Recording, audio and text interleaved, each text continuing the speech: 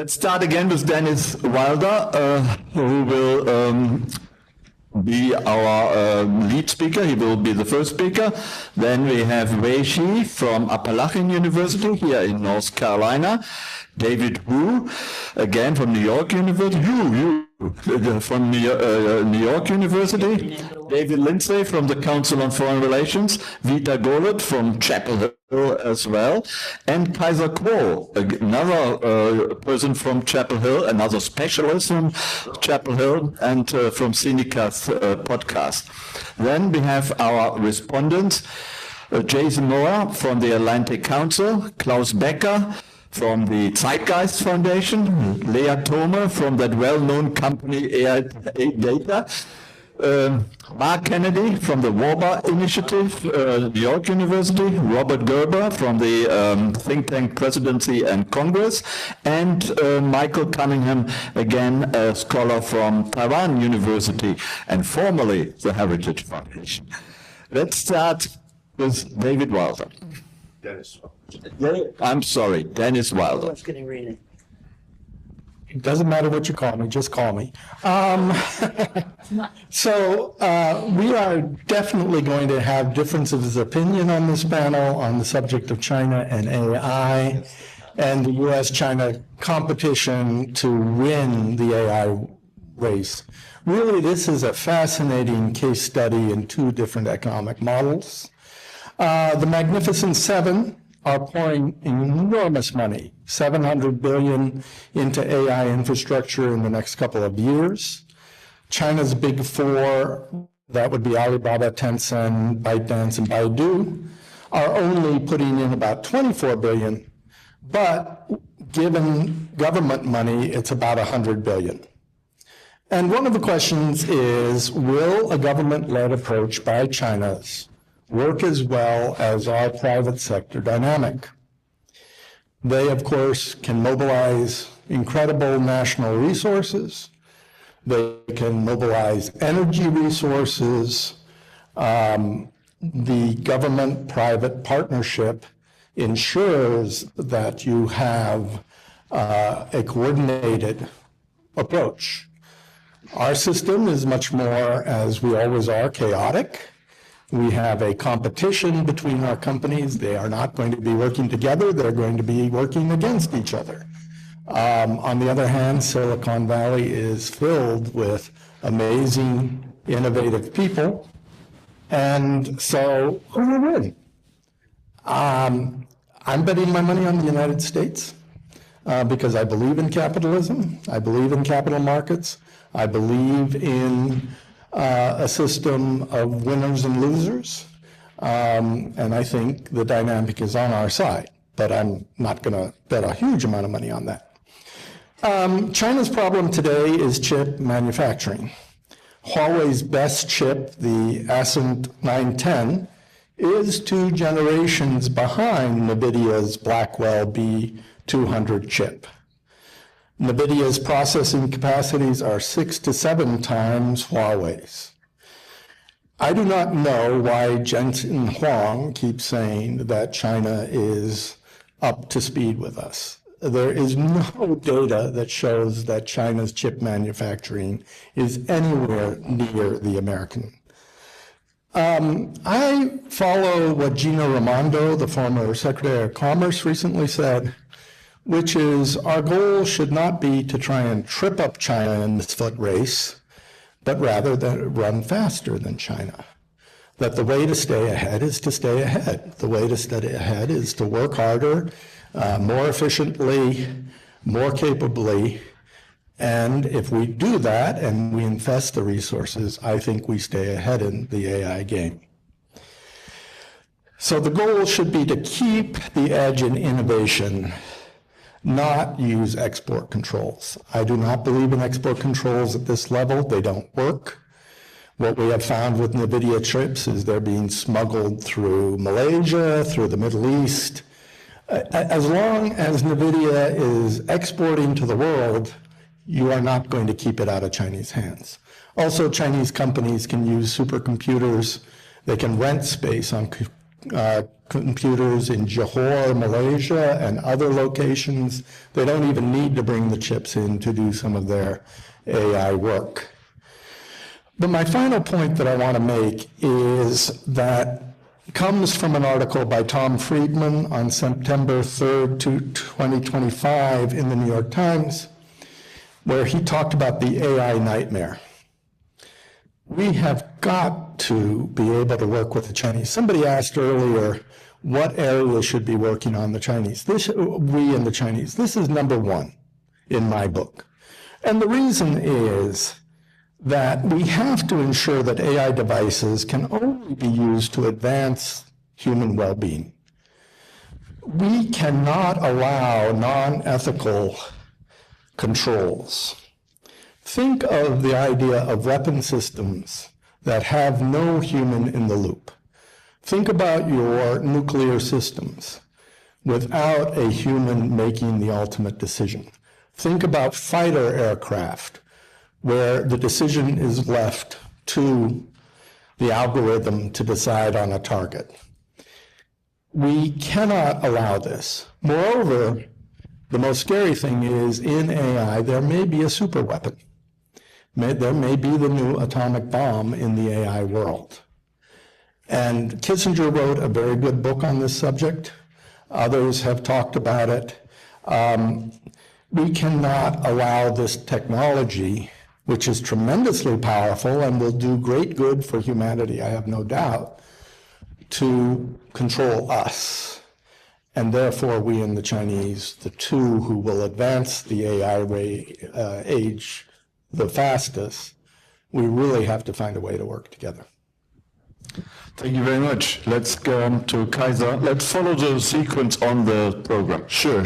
Thanks. And Dennis, I agree with a lot of what you said, but I think that one thing that you don't quite have right is, yes, the cutting-edge chips produced by NVIDIA right now are still considerably ahead of their Chinese counterparts, but so the popular expression in China these days is 群体胜巨, which means the swarm defeats the titan.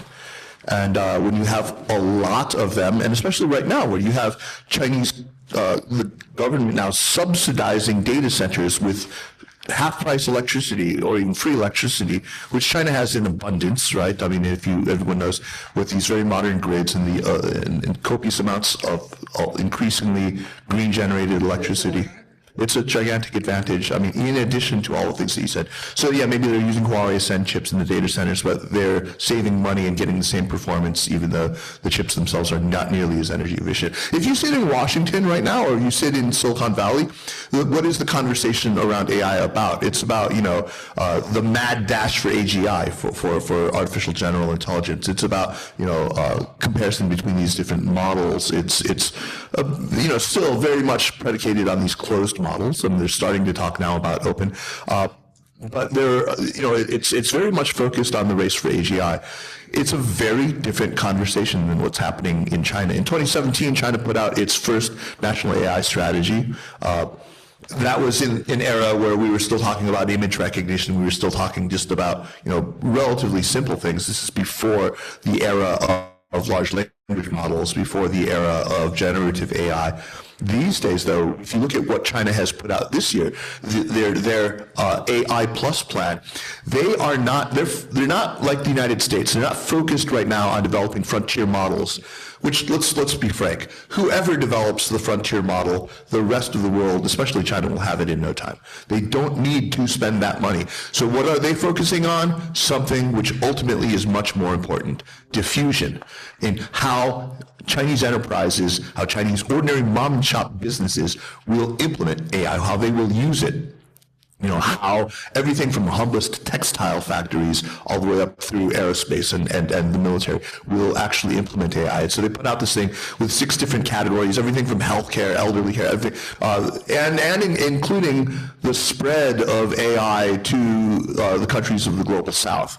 I think that their plan, and this is something that I think we need to get our heads around, is that we persist in this idea that it's the 0 to 1 innovation that America has really excelled in that is really, really important to comprehensive national power. That is important, but what is more important is the ability of a country to diffuse these foundational technologies throughout society and especially throughout industry. And China is single-mindedly focused on this. The plan is actually a really robust one. It's actually impressive, and I encourage everyone to read it and what it says, because this is going to be the really sort of game-changing and transformative thing. I think this is what we need to be focused on. The other piece is, these days, look, the Chinese government thinks of it this way. An increasing number of investors are thinking of it this way, as investing in AI, as the entire ecosystem from watts to bits. So energy is an absolutely important. It's the big choke point right now. Energy is going to be the big choke point right now. It's really frightening when you look at when you look at how much of CapEx in the United States right now is devoted to AI data centers. I sense that this is really, this is all our eggs in one basket, and it's a very, very scary thing. And what advantage will it ultimately confer? How long will that advantage actually endure? I don't think for very long at all. Thank you, James. I have a great fear that this panel is about to become very repetitive, since many of the things I wanted to say have already been said. But I'm going to do the old-fashioned thing and just say them anyway. So bear with me. I guess I'll make 3 points. One is that I keep reading about artificial intelligence as a race between the United States and China. And in a race, the goal is to win, and the presumption, I guess, in an AI race is that whoever wins will have a decided advantage. And again, I'm just not sure that's the case. I think this is what Kaiser was alluding to. I'm fully prepared to believe that AI will in fact be a general purpose technology like the steam engine, like electricity, like the internet, that has a transformative impact on society. And surely there are going to be first mover advantages, at least in some aspects of the economy. But my sense is that they fade over time. I'm not sure who won the race for electricity, for example, if you think historically. And on a related note, and I think Kaiser was alluding to this, it doesn't really matter whose AI model has the best bench lab scores or is the fastest, but it really is this question of who is better at integrating these advances into everyday life, into applications, sort of getting the uptake. I mean, if Google or Meta or Amazon end up with the world's best AI at a particular task, if that doesn't translate into sort of day-to-day life, the economy, military, diplomacy, what have you, I'm not really sure what's been accomplished. Second, and this goes to what Dennis said, the U.S. response to China's work on AI has been export control. It's been basically to try to deny China access to cutting-edge semiconductors because these are believed to be needed to run the best models, to be at sort of the frontier of AI. Now, of course, that strategy presumes that the U.S. chip advantage can be sustained and also meaningful. And I think that assumption, or that the two components of that assumption can be questioned. I think Kaiser was pointing to that. The Chinese are clearly investing in getting better at improving chip technology. I talked to some people in this space, and they agree with Dennis that eventually the gap is going to close. I talked to others who say, no, these things are so complicated that in the United States draws on so many of its allies that it's going to be able to sustain its advantage. I'm neutral in that debate. I would just point out that U.S. strategy to a great extent depends on being right on that question.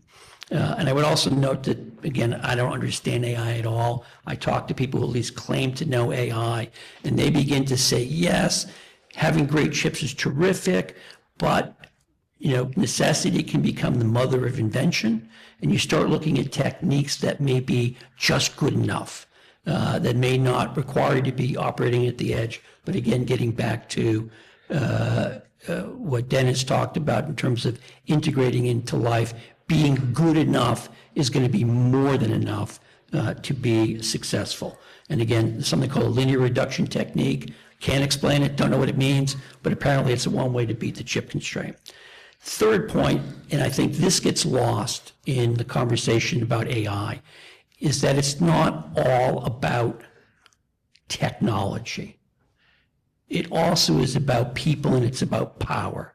It's about people because this is a race that's going to go on for a very long time.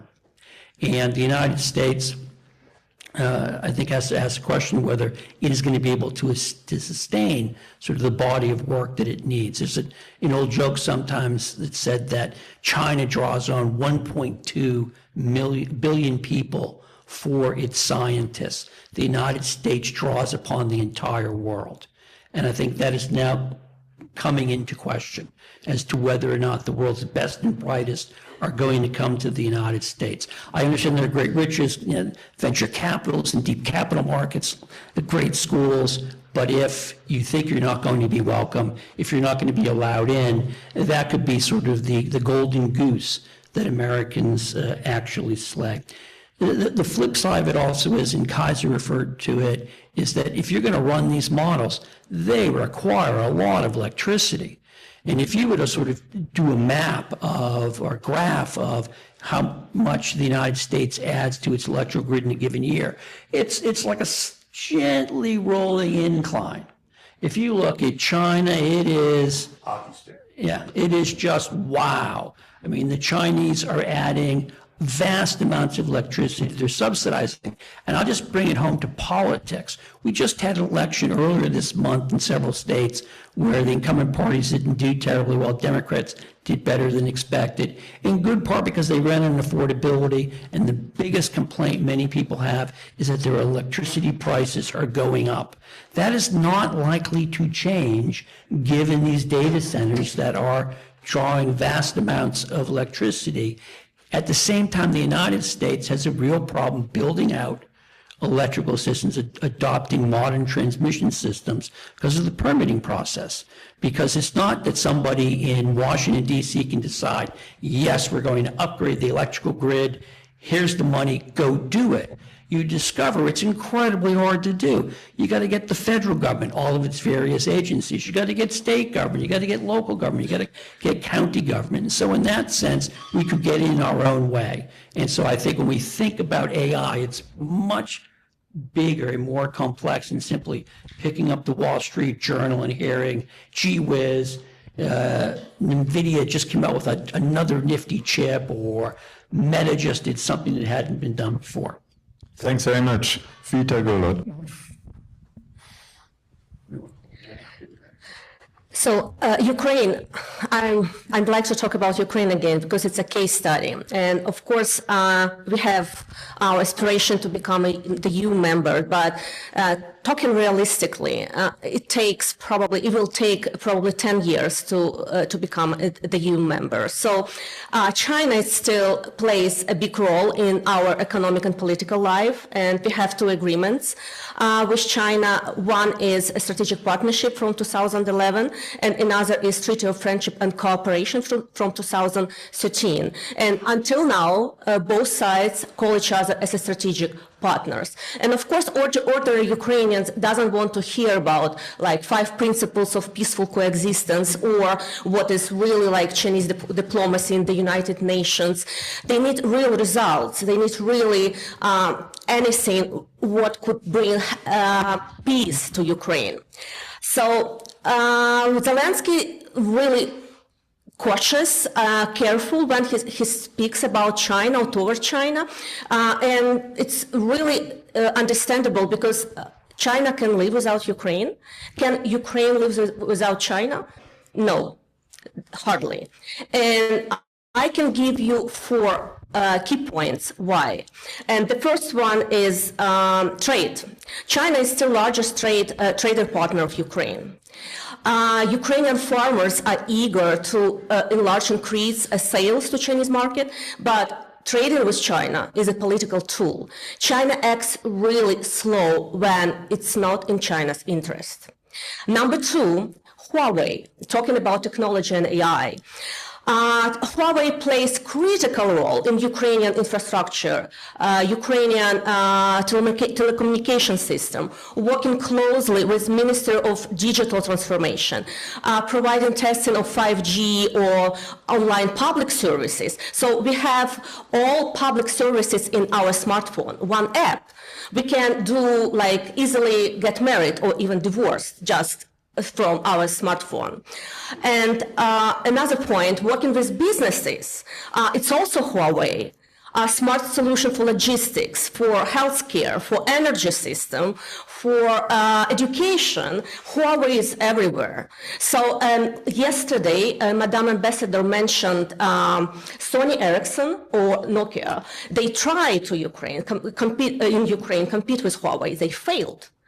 And now talking with our decision maker, is it possible to stop cooperation with Huawei in Ukraine? And response was, it's like cutting right hand. So it's impossible.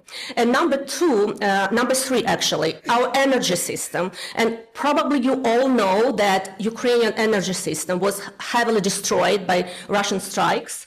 And in 2024, Ukraine imported from China 90% of the volume of value, I don't know, of generators and equipment and related goods, which really helpful for ordinary Ukrainians suffering under widespread blackouts, which is really important. And number four is military sector. The definition of the Russo-Ukrainian war, many definitions, but one of them is a war of drones. In 2024, Ukraine imported from China 1.1 billion worth of drones and components. Cameras, optics, engines, many like microchips, all came from China. And it's really funny because talking about this war, we should say that we are heavily relied on Chinese suppliers. And the bad news is China is supplying the same list of product to Russia. So we compete with Russia using the same tools. And can we survive with Chinese components? The answer is no. And the big American giants, which is Anduril and Ilir Environment, they traveled to Ukraine, they tested their drones on the battlefield, and they failed. Only in Ukraine, they realized how far behind of Chinese companies they are. And now they need to do something with that. Because, of course, we know about all the risk, about export control, and everybody knows about the case with rare earth minerals. So it can happen every single moment. But Ukraine doesn't have any substitute of that. And I'd like to finish with one interesting story. Today I wear this T-shirt. It's featuring art of the Ukrainian girl, 19 years girl, Dasha Lopatina. She was killed 2 months ago, not far from Pokrovsk, with Russia's drone, Lancet. It was made in Russia. It was launched by Russians. But with a closer look, you will find 45 components from different parts of the world. Chinese, Americans, German, from Japan, from the South Korea. And I ask myself, is it in the world's interest to finish this war? And I leave you with that. Thank you. Thank you very much. Thank you very much. Wei Shi.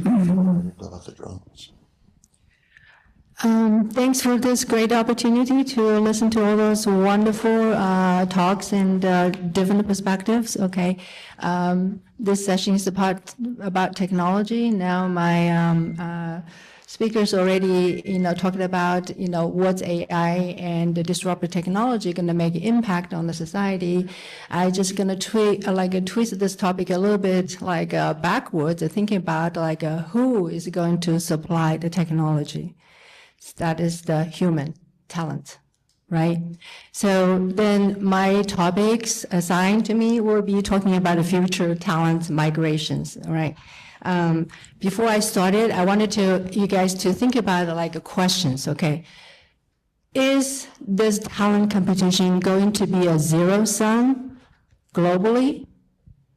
Do we need it to, okay, compete the talent just like we compete for all other resources around the world?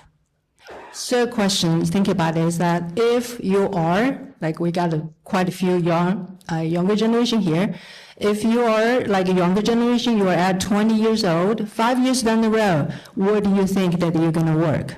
Are you gonna just focus here, or you're gonna think about the whole world is gonna be your stage, right? So then I wanted to, I'm a scientist that do research, okay, particularly cybersecurity research. So I wanted to just like using the data to like kind of build on my stories, okay? Currently, because we are focused on the China and United States, so currently China is not the top suppliers of the young scholars, okay? It's dropping, based on the data, it's dropping, starting from 2023 to 2024, we are behind the Indian, okay? Although still like a high supplier, but it's softened the supplier. And also, I wanted to talk about the current China's like a policy in terms of like encouragement and engagement in the technology education. So the STEM PhD programs, actually China right now, that every year consistently they produce 70,000, where here at the United States it's 40,000. Well, you can say that, you know, those talents were trained internally rather than internationally. Well, that's the question that we can debate about, right? So how fast they can, you know, evolving on that perspective. And scientifically speaking, talking about like publications, right? This is what the science outlet should be. Publication-wise, that 27% of global science and engineering articles are produced by China versus 14% in United States right now. And also the natural science, the natural magazines, we all know that, right? So it's the most prestigious like science institution. Their data point out that the China overtook the US in the high-tier natural science journal contributions. Okay, even though that United States publications still have like the highest citation rate, which means that the influential powers is stronger than the United States and than the China, but the publication-wise, the contribution-wise, China is really catching up and has overtook the United States. So that's about the publications, the outlet. So what I can see from those data is that there's a narrowing gap in the talents, okay, in the training and in, you know, what kind of discovery they put it out there contributed to the whole world. And the question, again, there's two more questions. If this is like a scenario continues, okay, where the innovation leads us? Where are the innovations? Because the United States, the economy is largely powered. So look at the stock market right now. It's largely powered by the innovations, okay? Where does the innovation come from? From the talent, right? So that's a question we need to think about. And also, we do see, according to all those like suggestions, is that data is like China is like, you know, shifting their traditional economic model and invest in the technology sections heavily. So what if the China becomes the biggest like a research funder? They just fund themselves and then builds up the strongest like a research network in the whole world. So, so those are some of the data, right? And then I wanted to talk about like briefly talk about some like more factors about taking those migration pull and push like theory perspectives. Okay, what are the pull factor? What are the push factor? Pull factor meaning that we draw, and push factor meaning that we'll push away. So China right now, okay, so we're talking about the U.S. pull factors right now. It is like a giant, still a giant, right? We have the technology, we have the giants, like technology giants in the country, right? And we also have like the big, like a greatest scientific programs, and we have venture capitals and ecosystems in the existence. Academically, we have the prestigious universities that offers great mentorship, labs, and the publication opportunity, professional network that we can recognize by the whole society very quickly, okay? So those are the pull factors that draw talents into the society.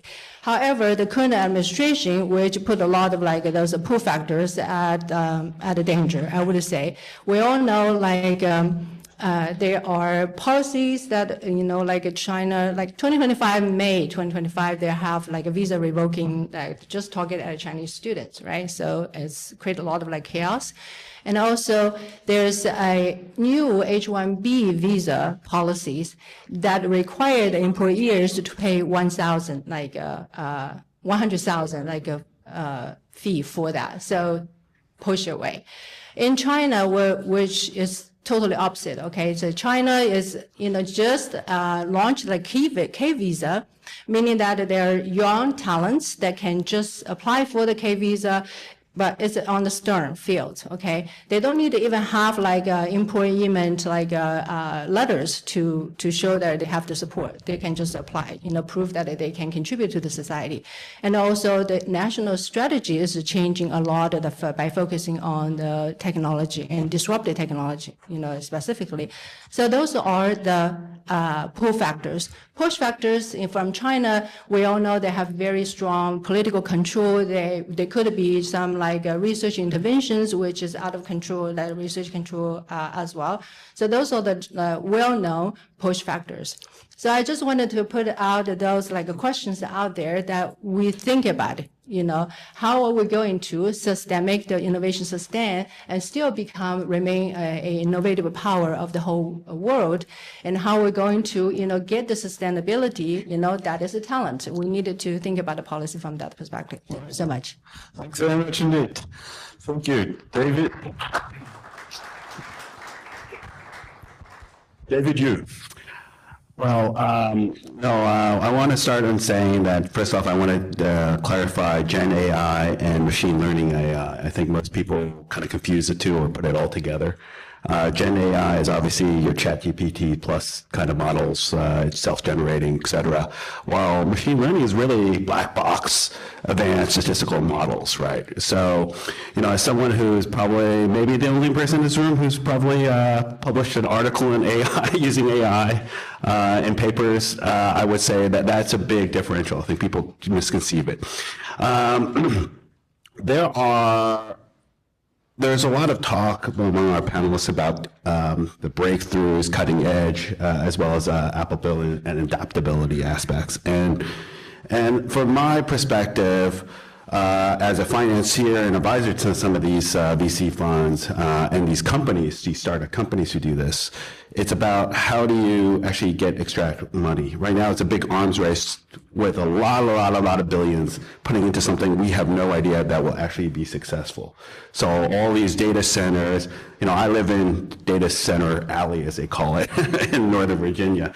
You have that. You just don't know. It will actually give us something that's useful, or all of this is for nothing? Is there a lot of recursive data and you're self-generating data, you're learning from more data that you self-generate and machines are doing? Who knows? But I am positive in the sense that I hope there's contributions. If not, there is an excess inventory of processing power, right? Look at all these hyperscalers that are public, et cetera, et cetera. But look, that's the same with the internet. If you look at the internet, I don't know if you guys remember, Lycos, Pet.com, all these other random companies that you probably never heard of today, or a lot of people haven't. But they all disappeared, but the infrastructure that underpinning it has created actually really interesting stuff that we all use today, right? Internet in an applications perspective. That's what I think will happen with the AI arms race, whether it be here, whether it be in China. The entrepreneurial spirit, the animal spirits are very, very strong here, China, globally. If you look at, I don't know how many of you talk to people in Silicon Valley, they actually very much admire the Chinese entrepreneur spirit of how fast they can bring things to the market, et cetera. But ultimately, whether they do it or not, this whole concept of, not 24/7, but 996, correct. That they're all working all the time, but it's about how do you actually make something that's sustainable, but also has a mode and defensible. Ultimately, I think the AI, we talked about energy, the energy consumption. That goes down to critical infrastructure for the rest of us as consumers, right? That is a big component of what we can use from an everyday existence perspective. Without power, the other day I was in Baltimore. There was rolling blackouts. That's not normal and not expected, but there was because of lack of power in the grid systems, et cetera. So this is actually very, very important. I studied under Ben Hobbs in Johns Hopkins 20 plus years ago in environmental engineering, and we thought we were over this with the whole Enron scandal, et cetera. But hence we're back at it, and it's a next degree of freedom in this sense. So. Well, all I can say is AI is not about AI itself. It's about the applications going forward and all the fundamental things that are supporting these arms race. Yes, we can go to the hyper, the new generation of chips, et cetera, but it's about how do you use it, how do you get efficiencies out of it? And there's different perspectives, right? The U.S. is going fast forward. China has a lot of how do we first go fast forward, but how do we get more efficiencies out of it? So these are all important concepts to kind of realize that people are taking different perspectives at similar type of end product or end solutions. So I'll leave it at this in the sense that I wanted to just put the frameworks in place in terms of innovation. I think innovation is very strong. I think having, there was talk about education and innovation in that sense. I very much believe that having the best and brightest, no matter what country, you want that. You want to have the best and brightest because competition for the best and brightest will drive your competitive edge and sustainability going forward.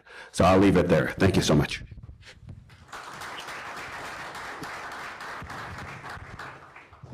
All right, I think we've already heard from all of our respondents, so I'll keep it short on the introductions and we'll just go in the order. And I hope we'll have a very fruitful, thoughtful discussion and perhaps a debate. So Robert Gerber, you're first up. Take your microphone. Oh, you can also go up or Okay. Thank you. Thanks, Leah. Yes, I would just like to touch on a couple of points that the panel mentioned. Kaiser said that energy will be really the choke point and we need to modernize our grid. That's absolutely right. And I think there's really some interesting things happening in battery technology now in the United States, including right here in North Carolina. New battery chemistries, more capabilities, I think can be one of the solutions we need to modernize our grid, also to make us less dependent on foreign critical minerals. Secondly, Nita mentioned communications networks and how important it is to have a secure and trusted telecommunications network. And I'm reminded that when I was in a Nordic country, I won't say which one, representing the U.S. Embassy, and the message came from Washington that my task was to ask the telecom providers to rip and replace their Huawei and ZTE infrastructure from their 5G network. And I said, oh, well, I'm really going to earn my money the next couple of weeks. That was a hard assignment. And I got a lot of blank stares from people that said, this equipment works, it's cheap, why do we have to replace it? Undersea cables, we need to strengthen and secure our undersea cables. That will be so critical to a lot of the applications that we're trying to bring forward to help our economies. And then finally, I just want to mention we haven't touched on space, as in space, the final frontier. And General Weiss knows a lot more about this than I do. Space-based communications, satellites, and also the rockets that get us to space is going to be an area of great competition between us and China. I think that the American commercial companies can provide a lot of solutions here. And if I can make a plug for our little think tank, CSPC, we have a study that we wrote about space and the race for commercialization there that I hope will be useful to our audience. And just to reiterate something that Dennis said, if we are working harder and more efficiently, leveraging our innovation, that's the only way we're going to be able to keep our edge in these domains. Thank you.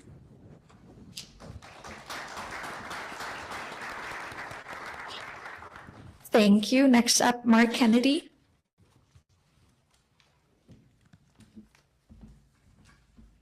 Thank you. Very engaging conversation. Let me just suggest that the competition we're facing is really at 4 tiers.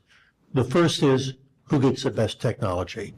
And as you said, Dennis, I agree with you. I think we're going to win. But I would also agree with David that the Chinese have got a great technology and entrepreneurial animal spirit. So we ought not to discount that. But I would also say, as what Kaiser said, don't get too comfortable with NVIDIA having better chips. Because the swarm, you put enough of those chips together, the swarm can beat the Titan. And when you talked about the talent, you go through the Mag 7 that Dennis talked about, all of them came from labs and universities that we are now deciding that, universities do we like them or not? We should like them, we should embrace them, and who has the best universities is ultimately going to win. But the second level is diffusion. And Kaiser talked about this, about them going out and applying it. When she mentioned about how many more engineers they have, quantity has a quality all of its own. Our engineers, our PhDs, might be better and more advanced in some way, but when you have so many more of them that you can apply in applications, you're applying it. The third level is implementation across the world. Huawei has a 70% market share in Africa. You just heard Vita talk about their implementation within Ukraine. And the fourth is independence. China is focused, as I mentioned, on the dual circulation of not being dependent on our technology, where we're dependent on them. As Vita said, getting rid of Wahba is like cutting off your right hand. So we're in a world where we may own the recipe, but China's going to own the kitchen. We may own the blueprint, but they're going to own the house. We may win at that first level of having the best technology, but we are clearly on a path to losing on diffusion, to losing on implementation, and on being dependent on China at the same time they're not dependent on us. So if you don't walk away from this conversation being very fearful and very much thinking that we are not paying anywhere near attention to how important winning all 4 aspects of that tech race is, in spending a lot more time hugging our universities, funding research, being out there with implementation of our digital around the world. The world would either be wired to empower citizens with Western tech or to control citizens with Chinese tech. And right now, we are not spending anywhere near enough time. We're working a lot at our institute on the AI strategy, came up with a new tech stack model that we are moving forward to trying to get together, because Huawei does it all together. We have it split between companies, but the challenge is getting multiple companies to coordinate with multiple government agencies to make that better for our competition rather than less. Many challenges ahead, but this is a vitally important issue for the United States and the world. Thank you. Thank you, Mark. Many challenges, but hopefully also few solutions. I'll turn it over to Jason Moyer. All right. Hi, everyone. My name's Jason. I'm a transatlantic security guy, so I'm very much outside of my wheelhouse. Responding to this panel, but just these are my thoughts kind of as a layman. First, I want to start by foot stomping Vita's comments about looking at what's inside of the missiles that Russia's using to wage its war of aggression against Ukraine. She mentioned there were 45 components from different countries, or from 45 different countries, I should say. When I was at the Wilson Center, my previous home, we did an event in cooperation with RUSI, the UK-based think tank, that looked at how these US-based components were winding up inside of Russian missiles, and it was really fascinating. How do US chips get to a country that's supposed to be sanctioned? How do those get into their missile system? Really, these chips were the brains of these missiles. And actually, when our colleagues at RUSI dug into it, it was a very simple story. They were setting up these Russian shell companies were setting up, just being set up overnight, and effectively, putting in large multi-million-dollar orders for chips, which the companies were more than happy to receive and fulfill. But there was a gap there between kind of the national security piece that we see on this panel and the corporate interests. So I think that's something that needs to be addressed, and it's maybe something that isn't taken into consideration enough. On AI, I'm very much following this the same as everybody else. David, I really appreciated your point where you kind of you drew in the element of we don't know where a lot of this is going, and I do kind of have this underlying fear that this is a bubble that is forming. We're talking about it in a geopolitical arms race context between the United States and China, but a lot of resources are being poured into AI, and is this going to be kind of the dot-com bubble of this decade? We'll have to see how that all plays out. When I was first looking at the program and looking at this panel, my brain immediately went to a topic I'm more familiar with, which is the Arctic. That hasn't really come up yet. So if you allow me just a few moments on China in the Arctic. China describes itself as a near Arctic state. It's an observing member of the Arctic Council. It's not a full member. We've seen a lot of cooperation between Russia and China to build out infrastructure in the Arctic. This is something where there's a lot of interest in Chinese shipping companies that can potentially shave about 20% off of the global shipping routes by sending its ships through the much more perilous Arctic routes that right now are only available for a couple months out of the year. But increasingly, the Arctic's is the fastest warming place on the Earth. In about a decade from now, we're going to see that those routes will be available year round. The extent to which Russia and China are jointly working on this project should be a cause for concern, and is maybe something that is worth kind of highlighting. I'm wrapping up a project at the Atlantic Council where I'm looking at the North American Arctic infrastructure, in particular Canada, and we are so far behind. We have not invested to the same extent. So that's maybe where I'll end is a kind of a call to action to look at U.S. Arctic capabilities and U.S. Arctic infrastructure. Thank you all. Thank you, Jason. Next up, Michael Cunningham.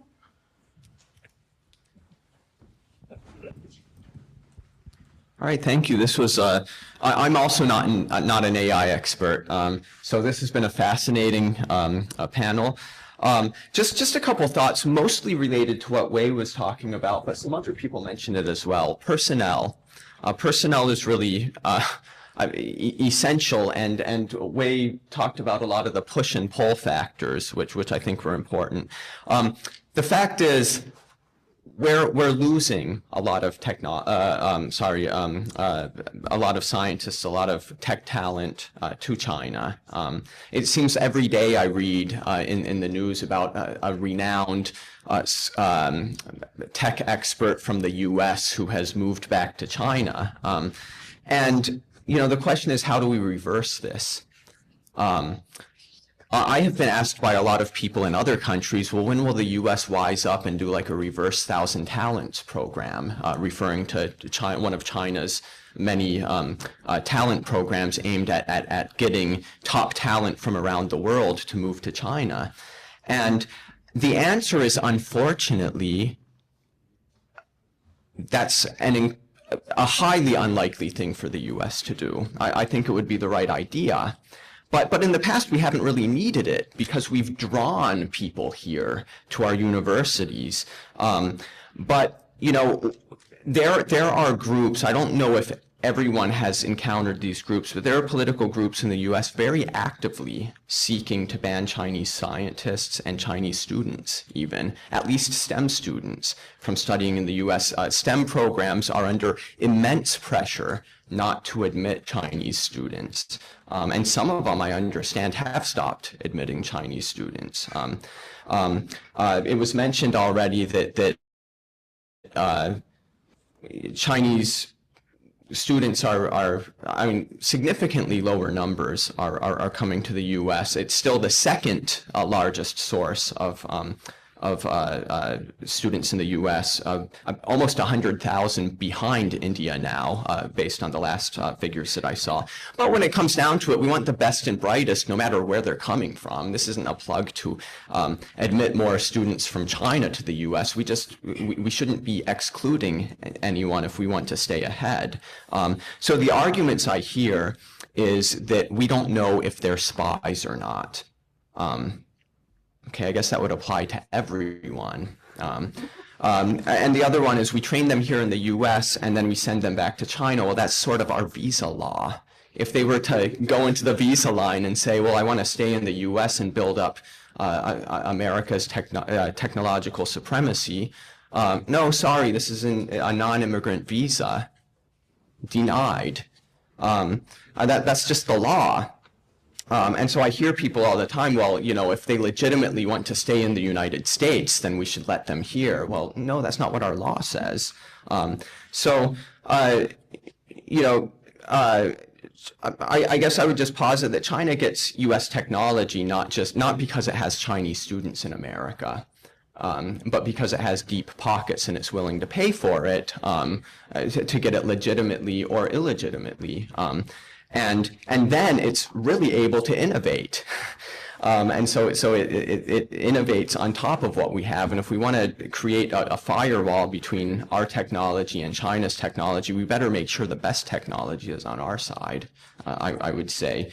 But one other thing I would just, you know, I would also posit that, and this is a question, but I think I know the answer to it, is do we lose more by making it hard for students from certain countries like China to come to the US than we lose by having an occasional person on a student visa actually be a spy, or by occasionally someone gets enticed to return back to China.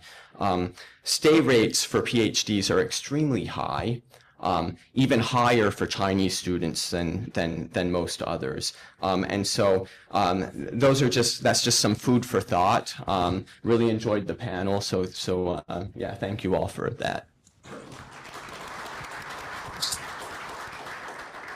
Thank you. And last but certainly not least, Klaus Becker.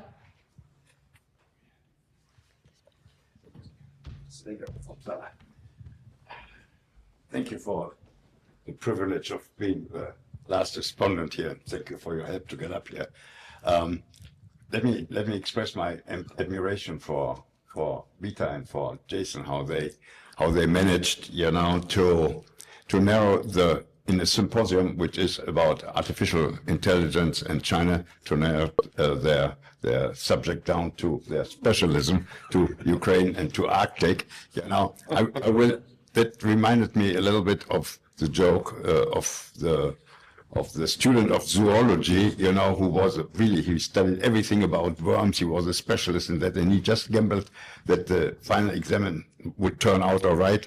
He goes in there, the professor says, okay, that's the final examination. It's very decisive. We have decided to examine you about elephants. And so he says, wow, okay, an elephant is a big animal, 4 legs, and has a big trunk. And this trunk looks like a worm, and the worms can be divided into different groups, you know? So I want to do the same thing. I want to narrow something down. I want to pick out the technology, the word technology in the title, and I want to address that to the ordinary citizens like Nancy here in the room, yeah? So I told you about my entrée in China, and let me start a little bit differently. When I grew up as a boy in Germany, there were big billboards making advertising for German railway, you know, the Deutsche Bundesbahn, the DB. And there was a train really running forcefully through a landscape full of dark, deep, snowed-in forests. And the title was, you know, everybody speaks about the weather, we don't. So that keeping in mind, you know, and combining that today, that in October of this year, you know, only 52% of the German fast trains arrived punctually being defined as 15 minutes. Let me tell you about the Chinese trains.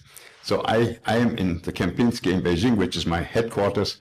I shave in the morning. I know that in 4 hours I will go to the train station where I can enter only with my passport. I just keep my passport, no ticket, no smartphone, nothing. My passport, and I get in, you know, because they know that I'm coming. You know, I get into the train 1,200 kilometers later, close to the North Korean border, I get out. And I know already when I shave in the morning that I will arrive on the minute punctually. I will not arrive 1 minute early, not 2 minutes late, on the minute. And in between, we are going with 350 kilometers. That means 200 miles an hour. That means not only reaching it once, you know, no, we're going out, we're pulling out of a train station, we are on 350 kilometers, and then we go down again. Why do I pick that example? Because it has more to do. And then, as you said, there is not a world strategy of the Chinese. And I'm not a scholar like you, yeah? But if I think of Africa, and if you are the production or the COO of a railway in Ghana or wherever in Africa, which was built by the Chinese, and you need a spare part, and you will order that spare part. Guess according to which norm that will be ordered. It will not be ASTM, it will not be the French norm, it will not be DIN, it will not be the EN norm, it will be a Chinese norm.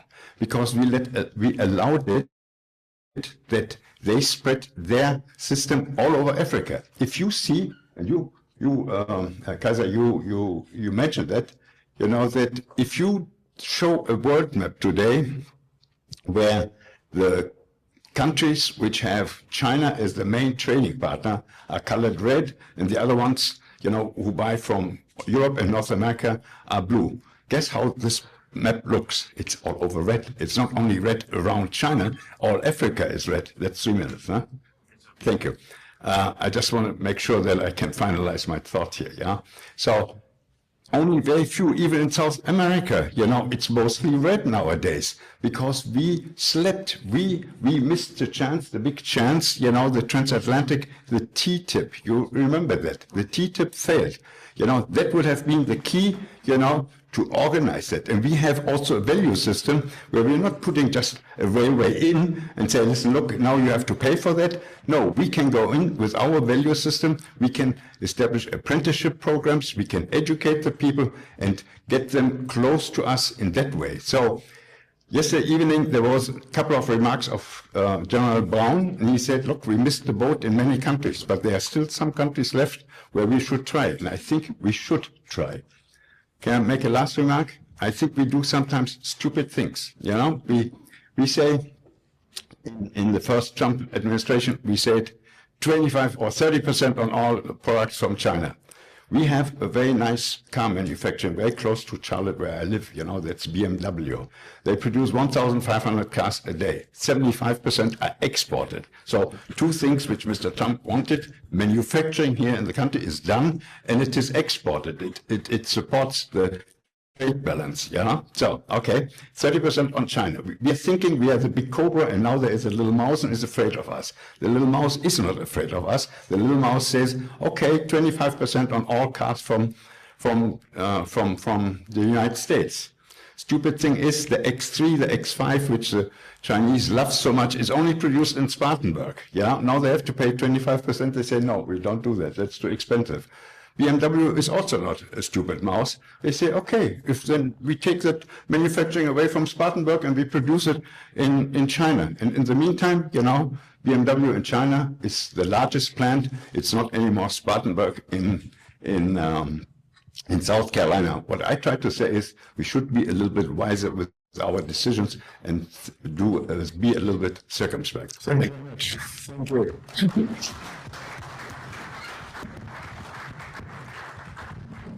I have to admire you, Klaus, how you got from China to our beginning of the forum to transatlantic relations. You did that very well indeed. And that we should all be wiser, I think that's probably a great agreement to that in the room.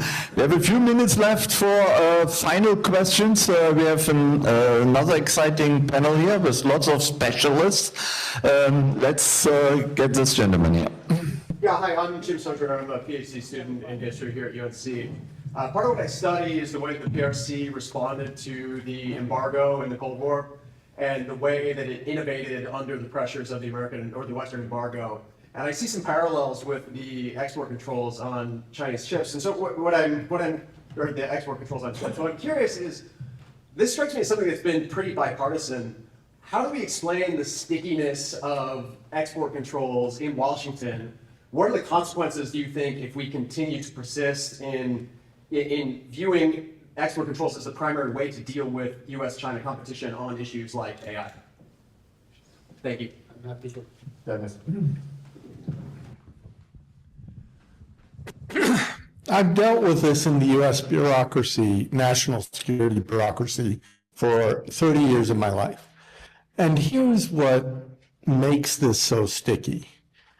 When you have people whose job it is to, quote unquote, control technology, they become true believers. They become passionate. And when you go into meetings with them, they have the moral high ground on you, right?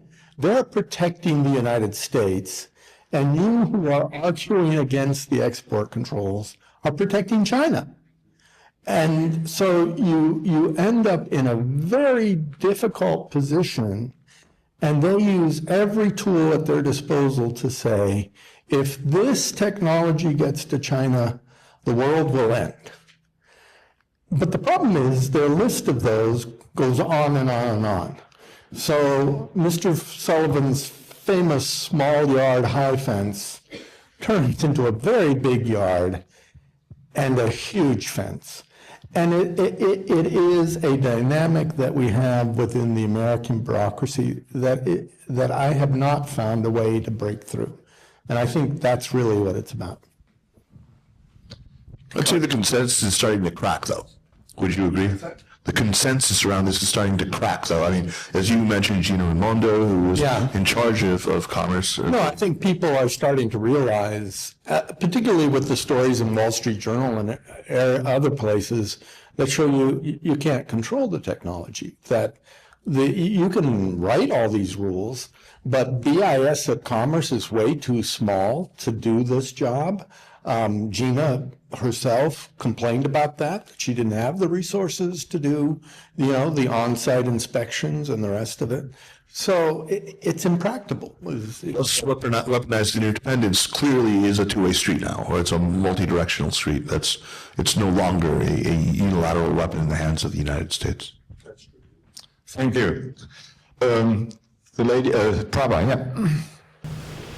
So I'm not an AI person, but I have 3 questions. One is, isn't Ukraine worried that Huawei is going to give from China to Russia since they are supporting Russia? That's one question. I'll say all the 3 questions so we can address them. The second one is, I realize China is attracting scientists from all over the world, and we're very scared about that. But real people who don't know Mandarin go to China because, or will they just have English? Will they be able to go there and have them learn Mandarin there? That's number 2. Number 3 is, are we all missing the black swan that we're only looking at the US and China? We have a lot of brains from the US. There's brain drain going, the reverse brain drain going into Europe, to the UK, and there are centers being set up there, and they might have the finest research there. That's all. Thank you. Thank you. So I addressed just the first question. I didn't hear clearly, but I tried to just explain. The Sino-Russian relations, it's a big threat for Ukraine. So we realize that. So looking at the Ukrainian foreign strategy, of course, the US is the biggest strategic ally of Ukraine. And we proved ourselves every single time we had 2 orange revolutions in Ukraine and this bloody war. But it's not enough. I mean, every time we have to prove ourselves how to be a member of this. About Huawei. So about Huawei. And Huawei, it's not a matter of choice, as I said. Huawei is everywhere. Free Wi-Fi in Kyiv subway is Huawei. Smart decision in businesses is Huawei. So probably it is an answer. And are the Ukrainians worried about that Huawei may... The services, as I said, everything is smartphone. It's just convenient. Does anyone? Yeah. I'll take on the number 2. I think I forgot the number 2. Number 3 is like this lady mentioned that there are other markets, okay, that have a talent as well, and that actually is one of the points that I did not cover in my previous talk. Yes, China did, because there's a tension in terms of education and talent flow. China not only builds up their own internal systems, okay, they're also seeking the outlets, in the other countries, European countries, and in the close by countries as well. For example, Hong Kong and all those major prestigious European universities as well. So that means United States not just competing with China and other countries as well, if the other country offer the better policies. One thing on this question, and this will not be popular in this room, but there are a lot of people who are saying, why do we need the Chinese students if the Indian students are just as good? They are STEM, their government support them, and they're not spies, as far as we can tell. There's very little spying by the Indian government in the United States. So maybe we don't need the Chinese students anymore. How do we know? Oh, I know. I know who spies on the United States. Tell us more. And it isn't India. On the question of whether Mandarin, is necessary for scientific talent to go to China to work, it's not. I think the lingua franca of the R&D community, the academic community is English, and there are plenty of very fluent English speakers who work in those communities, especially in the places where R&D talent tends to cluster. So it's not really been an obstacle. There are a lot, every day you read about more people going to China to work who do not have language skills. Thank you. More questions, please. Zoe. I'm Zoe. I'm an undergraduate student, not an expert in anything either. But I'm curious, if we look at AI bots and AI deepfakes, especially to invade our information space through social media, how you see that erosion of democratic values, especially in the United States and Europe, playing impact in the future, and how that relates to AI. All right. I would say, let me just take a crack at this first. But basically, I think ultimately it's just kind of how much regulations do you want to put on it, right? Because ultimately we're founded on this concept of free use of free internet in a sense of there's no gatekeepers. That's been getting diminished recently. But ultimately we can express ourselves, right? So at what point is it not good? And there's different tech companies have really tried to tackle this in many different forms, but it's pretty hard. It's a hard question, right? Is it using AI to tackle this, to actually use this same technology to tackle it, or is it going to be human intervention, right? Human educators in that sense. I don't have a really good answer to it, but ultimately I think on the premise of able to sit, but it is a very dangerous slippery slope, for children. I have children, so for my children and other children, younger people who are much more sustainable, right, of hearing different things. But look, we're here to have conversations and open dialogue. Whether you believe in 100% or not, that's a whole different issue, but we're having a discussion here. So I would want to be able to do that in the internet scheme as well. So. You want to? Yeah. I mean, I think ironically, your question seems to implicate China in this. It's China to which we should be looking for pretty ahead of the curve regulation on exactly this sort of thing. They've had several iterations of AI regulations that are aimed specifically before the age of generative AI. We already had a deepfake problem, and there were already regulations on board that any content that appeared on the internet had to be watermarked as to having been generated with AI. That's still the case today. We're not seeing that with a lot of AI that's generated here. I mean, a lot of these videos that we see are generated with Sora. Sometimes the Sora logo is obfuscated. It's a real problem. But I think that there's no short-term solution except for pretty well-enforced regulation on it. Thank you. We talked about Huawei briefly. Is it justified, that suspicion by the US government, by many other governments about Huawei, or are we exaggerating that hugely? I'm not going to, I don't want to speak to Huawei specifically because there's a bigger problem.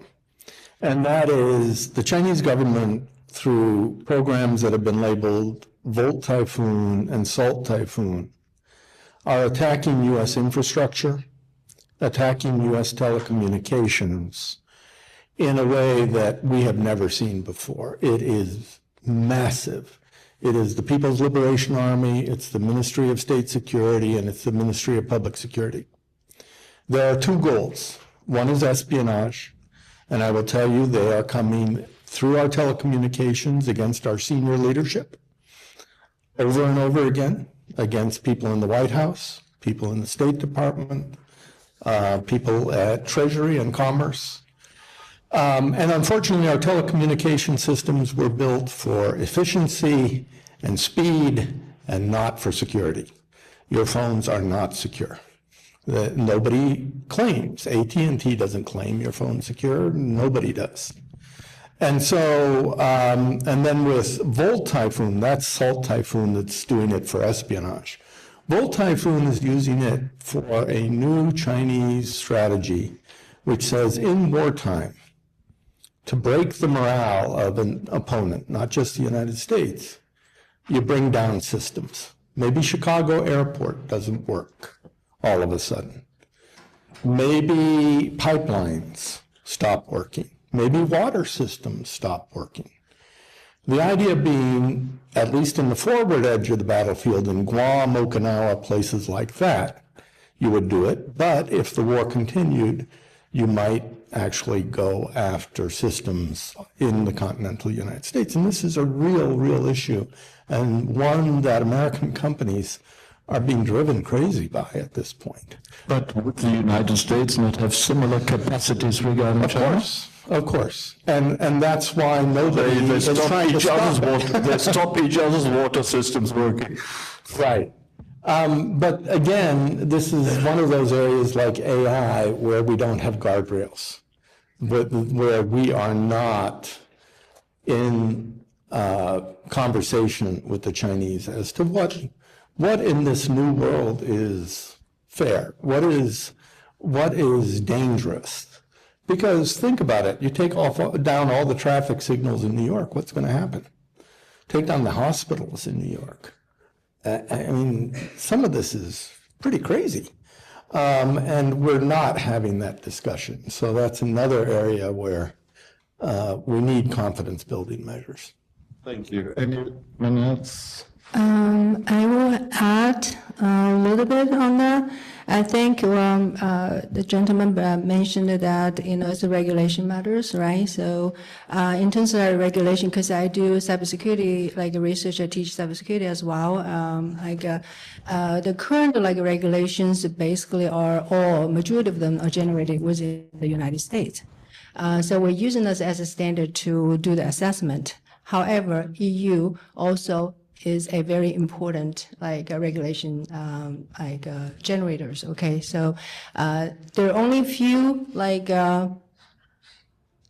frameworks generated in the EU system, in the whole Europe system, but China is really actively taking part in those organizations trying to set up, become the game setter. Let's just put it this way: they join those organizations. Especially ISO, international standard organizations. Okay, so they join them, and IEC as well, set up the game, the room to play the game. Okay, so that means that they were fully aware of it. They're acting on it.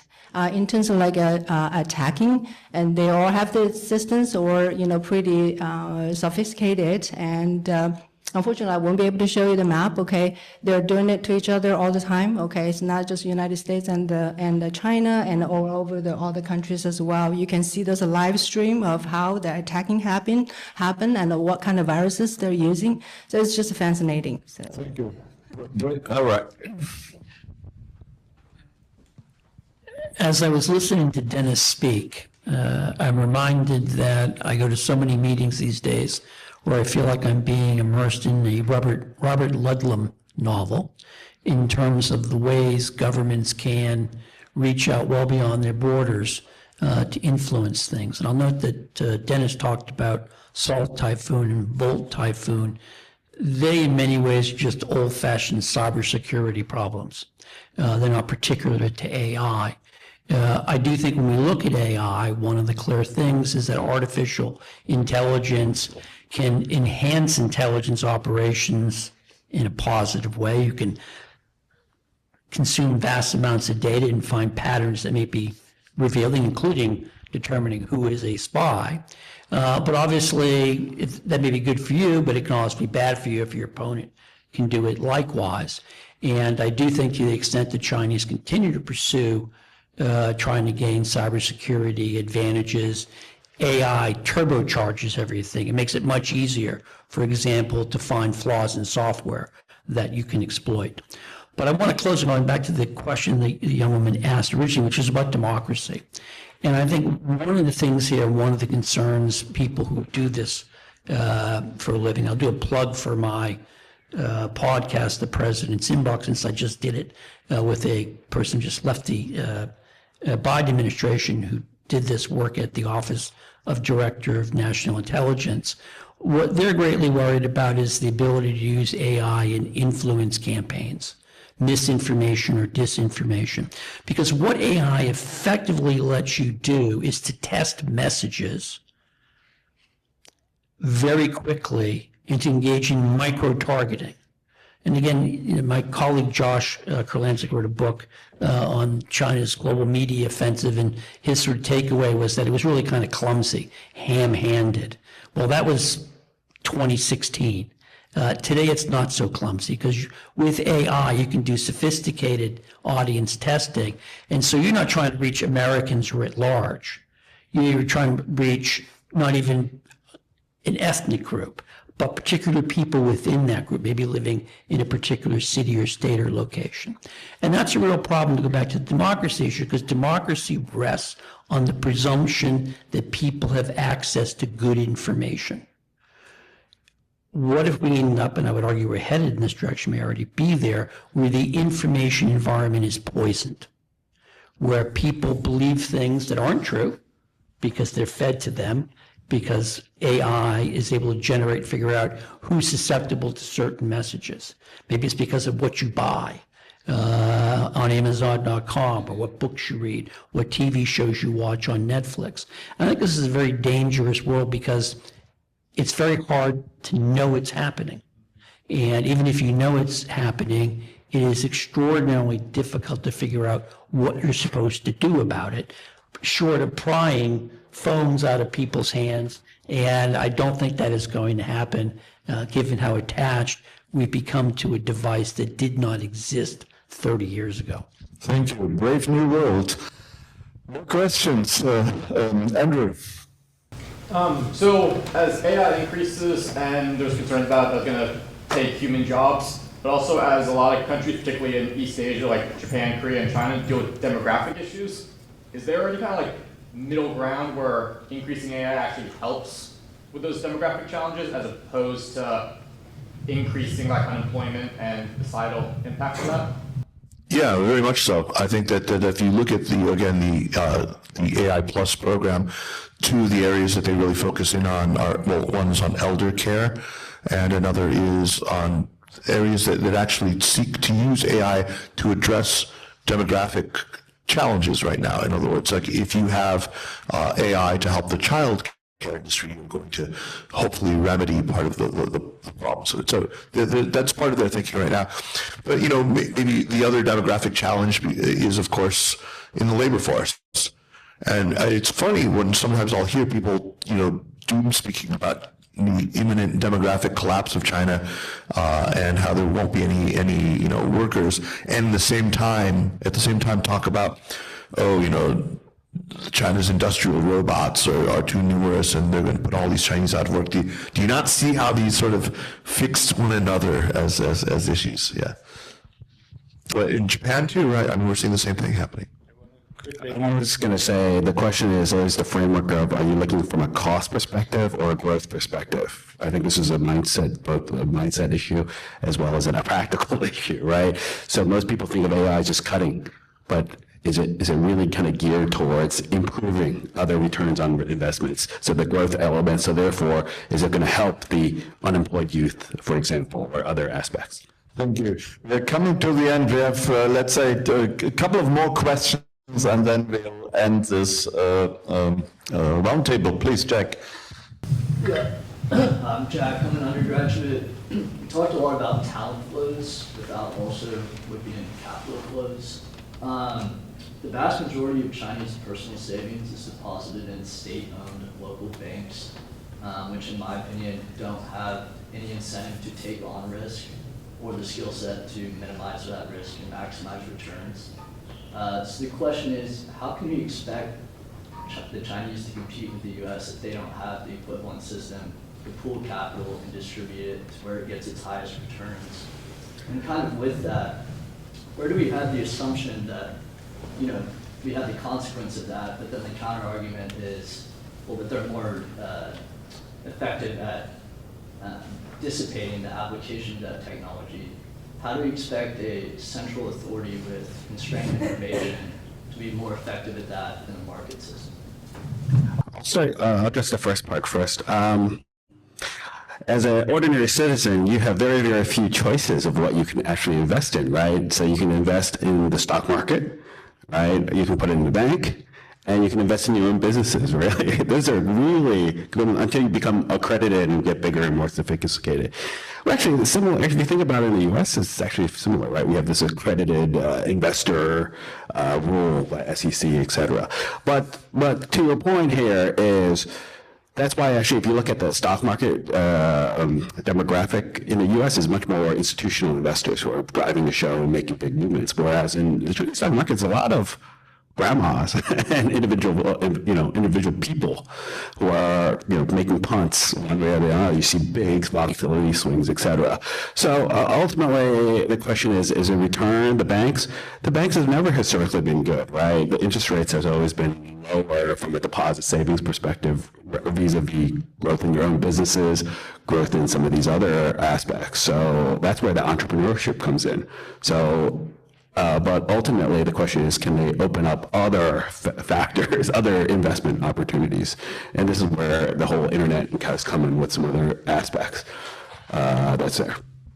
I would say your question demonstrates a pretty profound and perhaps misplaced faith in the neoliberal belief in the power of the invisible hand as the only rational way to allocate resources. And I think that, I thought of one kind of ironic example. If you look at one of the venture capital firms that you seem to venerate, Andreessen Horowitz, in September, one of the partners there said that 80% of the new applicants for venture funding from them, the American companies, American startups, are using Chinese LLMs, Chinese open source models. Foundationally, because the token costs, the input tokens, output tokens, are less than a fifth of the cost of the U.S. So these didn't come out of state-run, state-funded enterprises in China. They were entrepreneurial startups. If you look at Moonshot, which makes the Kimi system, we look at Ali, but especially DeepSeek that we're all familiar with. I think that it's a dangerous myth to think that there is no private entrepreneurship, that there's no venture capital, that there's no risk capital available in China. There's not as much as there should be, absolutely. But this is also something that the Chinese government is keenly aware of and is trying to find ways to address. So maybe they also have that misplaced faith in the neoliberal model. Thank you. Thanks a lot. One final exciting question here, this gentleman. Hi, thank you. My name is Shiva. I'm a public policy student here. Don't know a lot about China. One thing I do notice is I think we all kind of almost like a normative bias against China, that like the rise of China as a great power, particularly in tech, is like dooming democracy and freedom of information around the world. And I'm curious if there is an argument to the contrary. I would point out that China has lifted up, the vast majority of its citizens by a lot in a really quick time period. And also, a lot of U.S. tech is used to oppress people in the U.S. too. Which isn't a both sides argument, but I guess I'm curious: is there a trajectory where China becomes a great power that is invested in freedom of information and maybe at least tolerant of democracy, and how might we be able to guide China in that direction, recognizing that, whether or not we win the AI race, they are going to continue to be a serious competitor. This is a good concluding question, which all our speakers might be interested in addressing. Let's start with Dennis. My answer is a Chinese revolution against Xi Jinping. And he has to go sometime. What we need in China is to get back to a Deng Xiaoping reform-minded leadership. And if we get that, then there is a chance that China will be that kind of power. But today, with Xinjiang, with the suppression of religion, with the surveillance state, this is not a pleasant government. This is a repressive government, and we should never forget that. As to Dennis' comments, and that is the major limitations actually is going to face by the takeoff the AI technology in China. Yes, it's the control over there. So we don't know. So the question remains to be found out. Anyone else who would like to address it?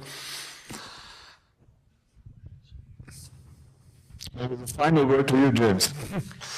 Oh, that's a bad idea. You ask a provocative question, and I could challenge a number of the factual assumptions it seems to be based on, but for time's sake, I'll put that aside. I think the challenge for Washington is it has to deal with the world as it is. And that's a big challenge because we can disagree about what the world looks like. There may be a time where China changes and becomes a benign hegemon, an open democratic country, could happen.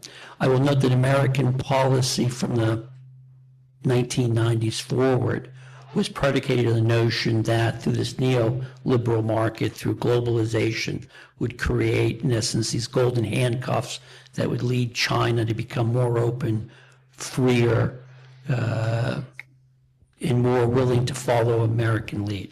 I think it's pretty clear that that strategic policy did not produce what was promised for it. And we can argue about whether it was in conception or execution, what have you.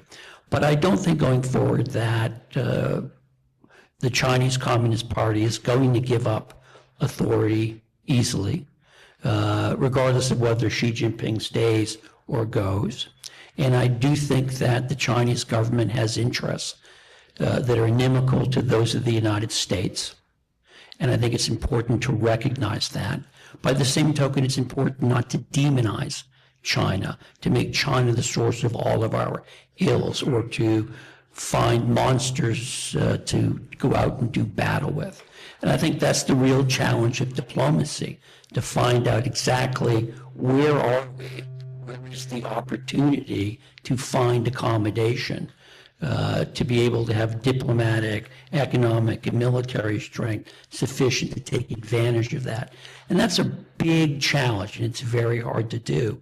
And I think for anyone who's historically minded, there are lots of examples of periods like this where countries did not meet the moment, and the results were disastrous. And that's why I think it's really important for us to have these kind of conversations. And I want to thank Klaus and Krasno Foundation family for bringing us here so we could talk about these kind of questions.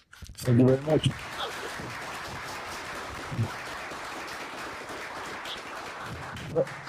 Thank you very much. That's much appreciated. I would like to thank the speakers and the respondents for our last final China technology roundtable. Thank you very much for contributing. We have one mini session right at the end because we would like to know, and Robin and Jason will tell us, what did we actually learn from yesterday and today in summary? What were the big insights and take-home things, and also the learning things for the next next time, perhaps, which we can then improve on things. So can I ask to the stage Robin and James, and then at the very end, Christian and myself will utter 2 or 3 words of thank you.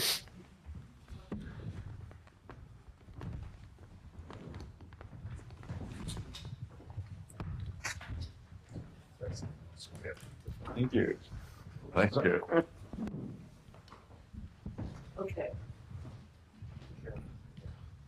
So we're going to do this like we're hanging out at Wilson in our office, and like this was our conference, and we're going to say, okay, you know, what do we think of all of that? And yeah, so Jason, I'm going to hand it over to you while I think. Yeah, well, we'd like to start by really thanking Klaus, Christian, and the Krasno family for putting on this incredible conference. It's been 2 very dynamic days full of conversations. We've gone through the gamut, everything from kind of the contemporary challenges facing the transatlantic relationship to to so many elements of China that were largely, you know, kind of new to me. But yeah, so maybe Robin, kind of, you know, do we want to start with that first session where we talked about the transatlantic political and economic relationship? Sure. And here's the thing. When I was pulling together, okay, what did I love about this? As though I'm doing the Cliff Notes version of your conference, I thought, the thread that runs through it all is that what we're really doing is assessing a changing threat environment, right? And we are looking at this. What are these threats to our alliances, to our economic security, to our political stability, to our nation states even? And what are the threats to in the information space, the emerging technologies that actually can also pose a threat to that as well?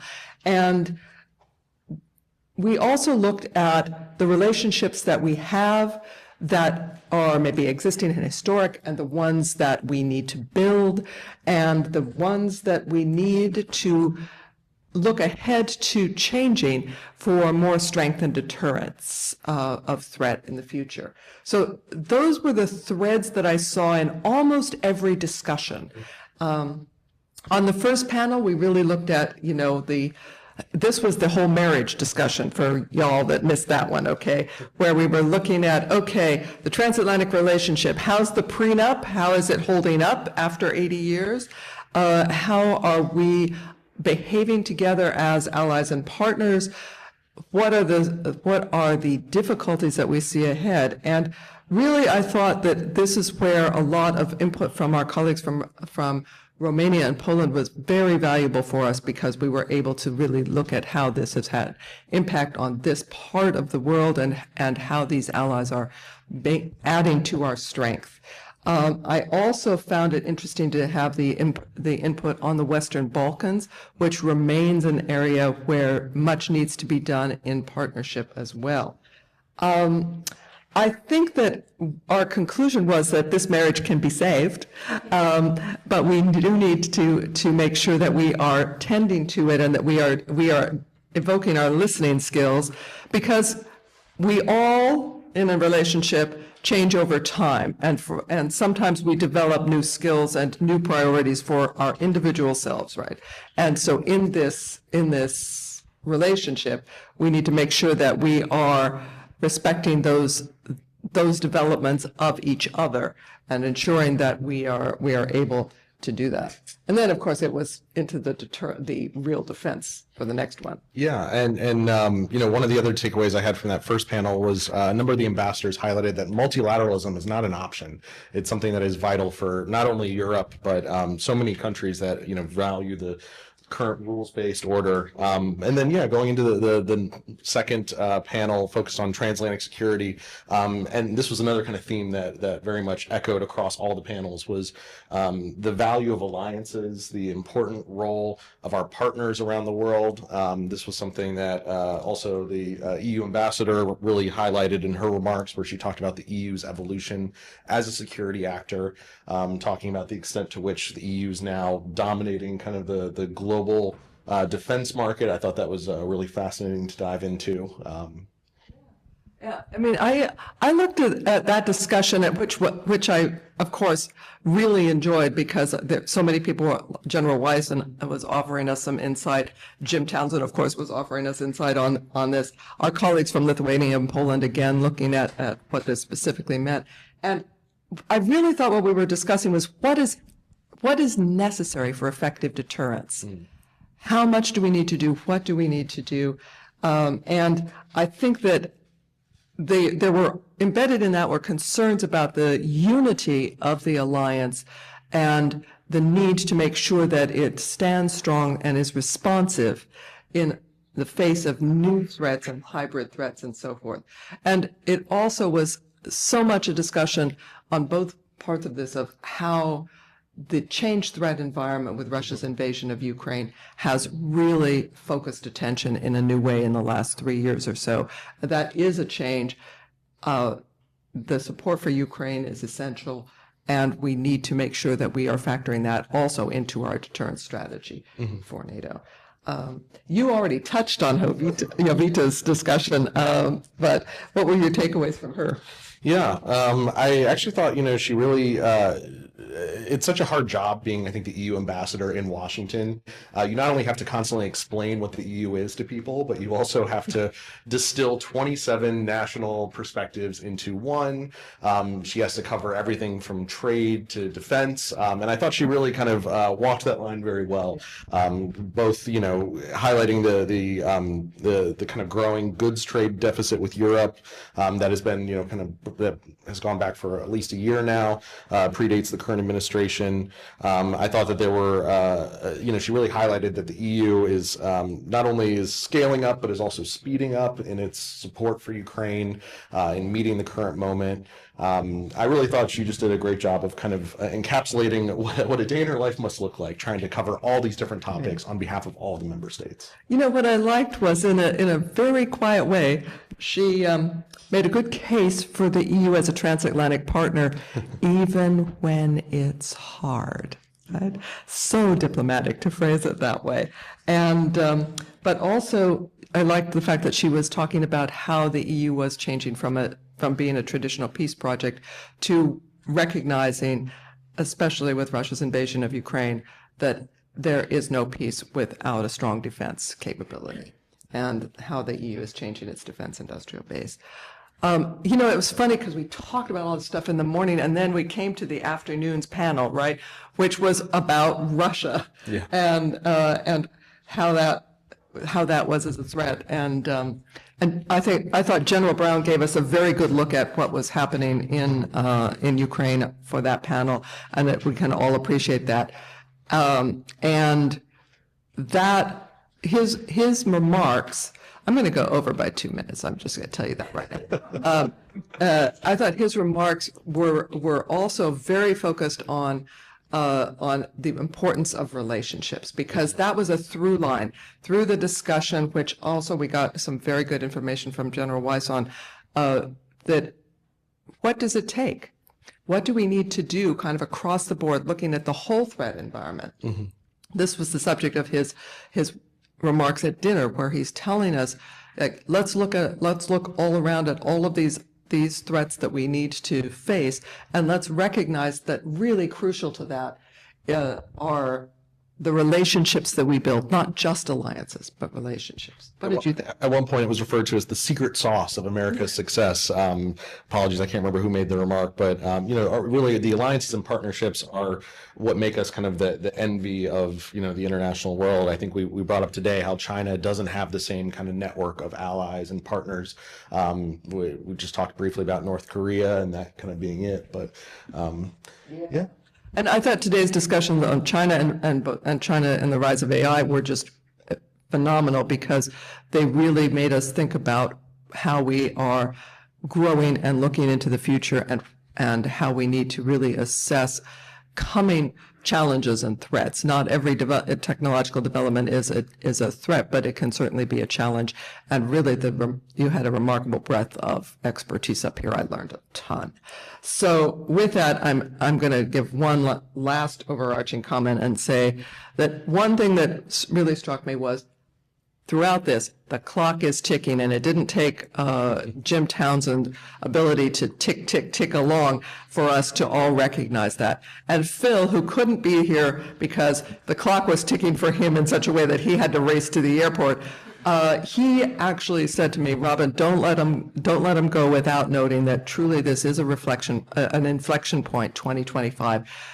We will be going forward, and we want to look at what is important to take with us, and this is not something where you can say, oh, we're going to be going backwards, looking back. No, you can only move forward on this. So I'm going to leave you with Phil's words. And I think if I could just wrap up briefly, this event, the success of this event is truly a testament to Klaus, his network, his contacts in Washington and elsewhere in the country.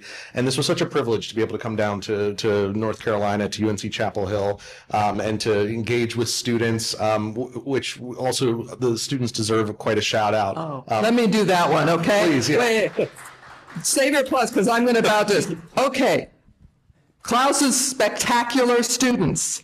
I want you to know that I, as a diplomat, have had State Department control officers work for me, work for visitors, all of this stuff, right? We have a very high standard for managing visitors at the State Department, and you all totally met it, okay? So I am just amazed at your ability to make sure none of us got lost. We all knew where you were. We've learned all your names. We are totally at home on the UNC campus, and we have learned a very great deal about what UNC has to offer. Thanks to you, so you are great ambassadors for your school. Thank you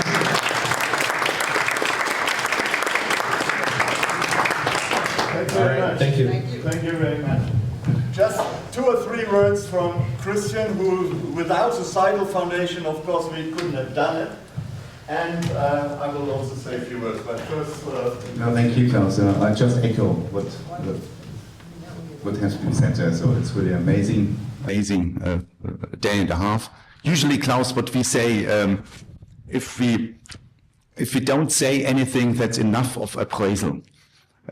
So thank you. Still want to say thank you to you. Yeah, so it's really amazing job. Yeah. What struck me over the day and a half was this positive tone. It's an inflection point, but we still can manage it. Yeah, so it's not lost. It's still kind of in our hands how we deal with all these challenges ahead of us. Yeah. So thank you. There is, we don't announce it yet, but there is a tentative date for a second edition of this Krasno Global Policy Forum, because looking at all of you, so I think you fully deserve, we all together fully deserve a second edition. Yeah.